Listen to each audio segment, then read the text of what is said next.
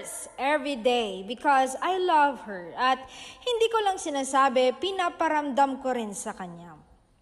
A man should say, I love you to a woman when you are ready to take responsibilities associated with be a true lover. Do not say to a woman, I love you, and then the next morning, you are flirting with someone else. When you say, I love you to a woman, mean it and stand by your words. By saying to a woman, I love you, first, that puts you in a driver's seat. It sends a message to a woman that you are ready to take care of her emotional needs.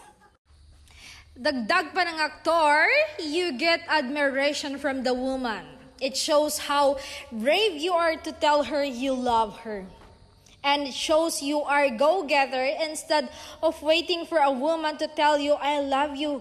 First, you rather than turn the tables upside down on her first. This shows you are a man. Yan ang naging sagot ng aktor nang tinanong namin siya kung araw-araw niya bang sinasabihan ng I love you ang kanyang girlfriend na si Bel Mariano.